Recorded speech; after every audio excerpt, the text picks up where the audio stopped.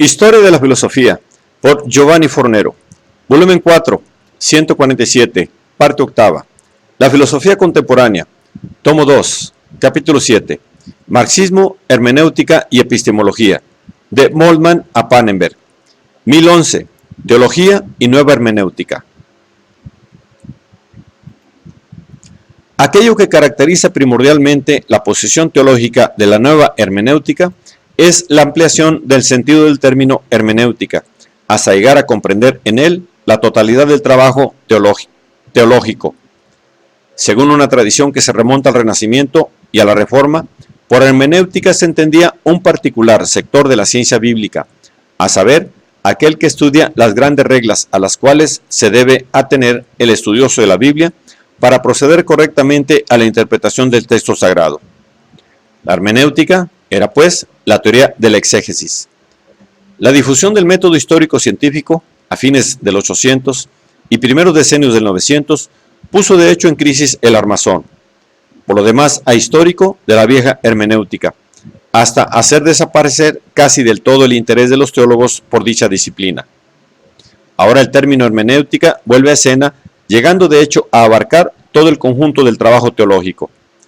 Y esto porque, para nuestros autores, la revelación de Dios de la cual se ocupa la teología es esencialmente un hecho lingüístico, que va desde la palabra de Dios atestiguada en la Escritura hasta el anuncio de la misma en la predicación. Puesto que el sentido originario de la palabra griega hermenéutica implica en sí una amplia gama de significados ligados a la función explicativa del lenguaje, es decir, además del genérico interpretar, también el enunciar, el traducir, el comentar, etc., han sido consideradas aptas para expresar sintéticamente y eficazmente toda la actividad del teólogo, dirigida no solo a interpretar, sino también a explicar, a traducir y sobre todo a indicar el camino para hacer hablar nuevamente hoy de un modo eficaz la palabra de Dios. El giro hermenéutico de la teología actual, en el sentido aquí definido, se produce alrededor de la mitad de los años 50, sobre todo por obra de dos estudiosos de la escuela bultmanniana, Ernst Fuchs en 1903 y Gerhard Evelyn, nacido en 1912. Entre las obras del primero recordamos Hermeneutik, 1954, Gesammelte Aufsätze, 3 volúmenes, 1959-1965, Marburger Hermeneutik, 1968, Jesús, Wort and Tat, 1970, Die Auferstehung, 1973. Entre las obras del segundo recordamos Das Wesen, 1959, la voz hermenéutica redactada para la Enciclopedia Teológica Protestante, Die Religion, 1959, Wort and Glaube, 3 volúmenes, 1960 y siguientes, Theology, 1962, Luther, 1964, God and Word, 1966, Einführung, 1971, Kritischer Rationalismus. Es en único volumen con el escrito Respuesta de Hans Albert Theology Holzweg, 1974, Dogmatik der Christlichen, de 1979 en adelante. Fuchs y Evelyn, fundadores de institutos de hermenéutica en Marburgo y Zúrich, han dirigido también con Manfred Metzger las monografías Hermeneutische zur Theologie. Si Bultmann ha sido influido por el primer Heidegger, los autores de la nueva hermenéutica han sido influidos por el segundo Heidegger.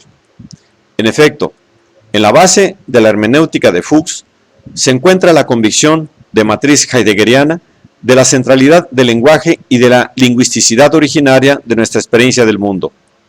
En el párrafo 6 de la sección de la hermenéutica general, nuestro autor escribe, por ejemplo, ¿puede darse una realidad sin lenguaje?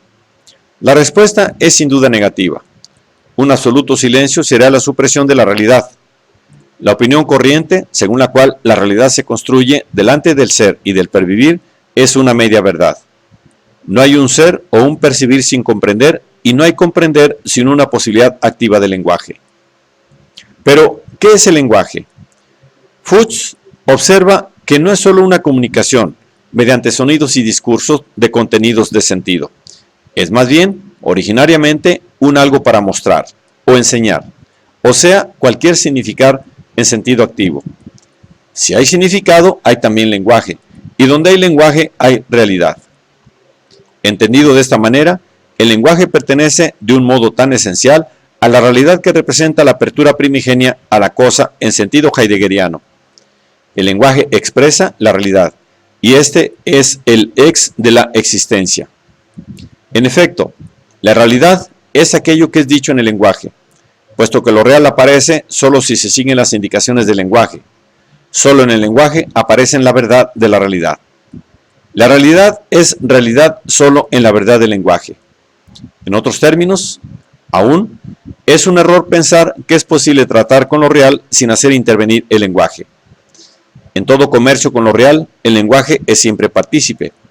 Pero si el ser es iluminado y accesible solo mediante el lenguaje, no es el individuo quien dispone del lenguaje, sino viceversa. El hombre no ha generado el lenguaje, sino que es el lenguaje quien ha generado al hombre. Es más, el individuo está tan permeado del lenguaje que aquello que él es o debe ser depende de la palabra. El hombre, pues, vive en el lenguaje. En cuanto el lenguaje es este lugar originario de una estancia anterior a la historia, pero no prehistórico, y sin embargo constituyente primero del mundo, lo llamamos la iluminación del ser. El lenguaje conserva la decisión sobre aquello que puede ser de nosotros, si como hombres debemos ser accesibles a la palabra. Dicho con Evelyn, la palabra, está claro, es el propio hombre. Que la palabra pertenece y está históricamente ligada a su ser hombre, se ve por el hecho de que el problema de la palabra se convierte en el problema del futuro de la palabra y por lo tanto en el problema del futuro del hombre. Coherentemente con este planteamiento filosófico, también la revelación y la fe se conciben para Fuchs y para Evelyn como hecho lingüístico y suceder de la palabra, o sea, en términos de lenguaje. La fe, puesto que es una confesión, tiene la tendencia a expresarse lingüísticamente. Es más, ella como testimonio de la verdad deriva siempre del lenguaje. Es en la palabra, en efecto, donde Dios actúa como salvación del hombre y es a través de la acogida de la palabra por parte del hombre que el individuo entra en la fe y hace del evangelio la norma de su conducta. Nos movemos precisamente en esta dirección cuando decimos de la palabra de Dios: tu palabra es una lámpara para mi camino.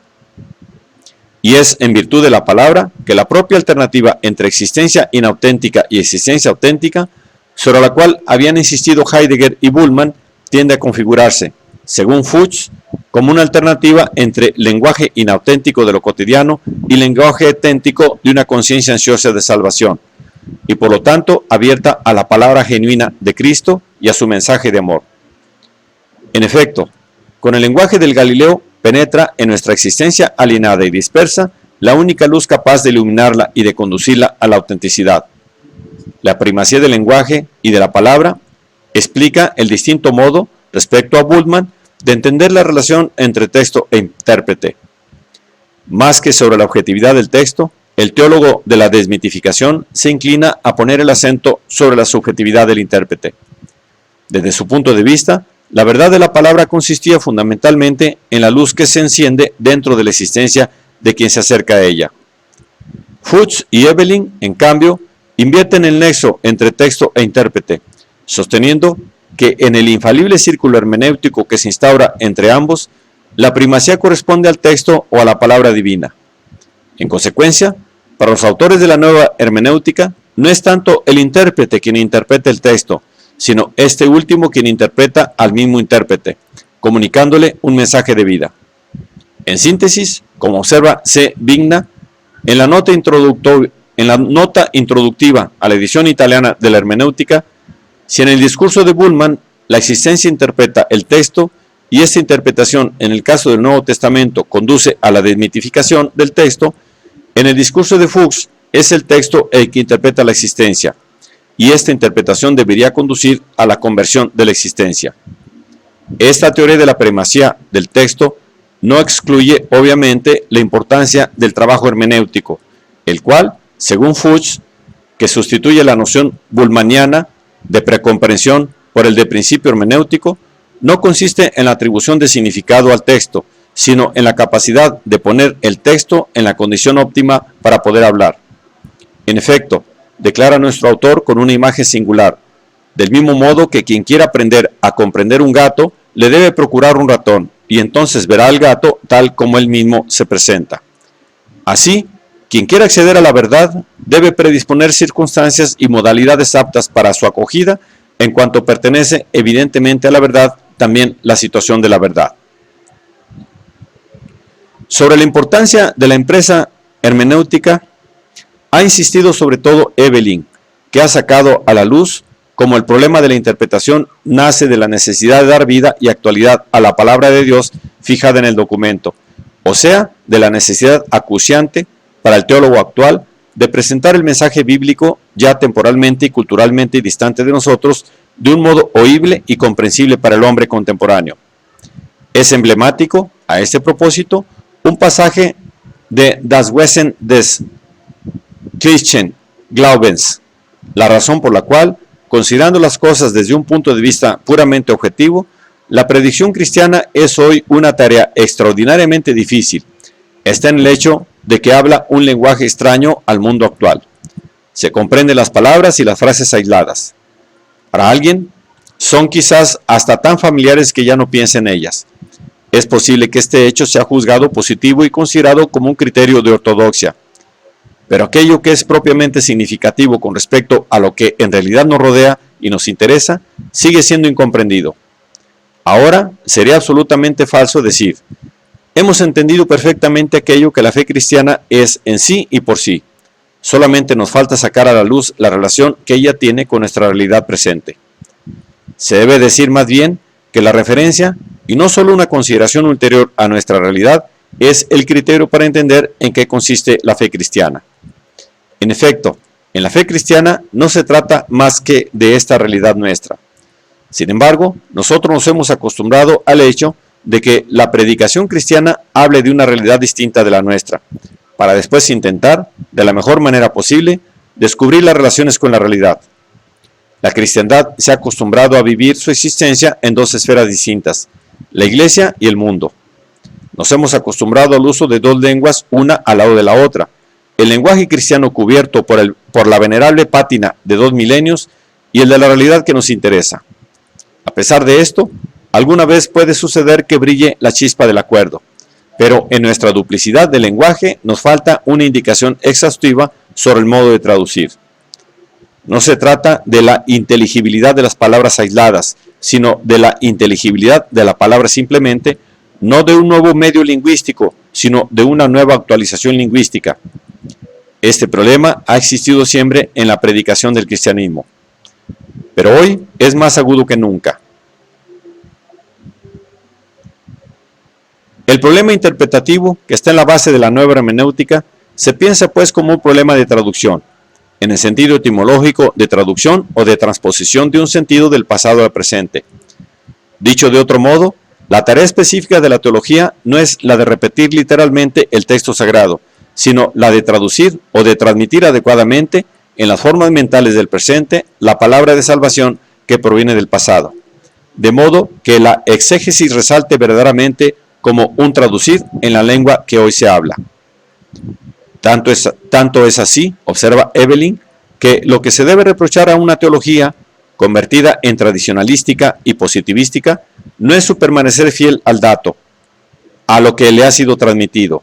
Es que, mientras nos atenemos fielmente a lo que ha sido transmitido, es precisamente esto, de facto, lo que se abandona, puesto que es presentado simplemente como traditum, o por lo tanto,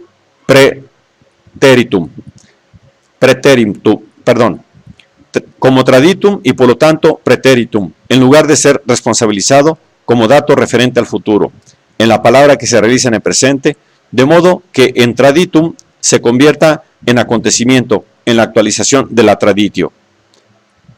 La palabra de Dios se renueva solo en el hecho de que es oída de nuevo, en el hecho de que es escuchada con intensa atención, de modo que la palabra transmitida se haga comprensible a través de la realidad a la cual nosotros mismos estamos atados. En conclusión, la tarea última de la hermenéutica es la de hacer que la palabra escrita se transforme nuevamente en oral, a fin de que vuelva a tener aquella fuerza de persuasión que tenía en los labios de Jesús o de aquellos que, remitiéndose a él, la han pronunciado y fijado. Lo que se ha dicho explica la importancia de Fuchs y de Evelyn. También, en los últimos escritos, han seguido atribuyendo al lenguaje y a los correspondientes problemas de la comunicación teológica. Esta primacía del lenguaje, que es el aspecto históricamente más original de la nueva hermenéutica, ha sido sometido, sin embargo, a duras críticas. Pannenberg, por ejemplo, que ve en la historia y no en el lenguaje el horizonte propio de la verdad revelada, ha insistido en varias ocasiones sobre el hecho de que en la base de la revelación no está el lenguaje, sino la verdad a la cual él remite, o sea, la historia universal de los hombres.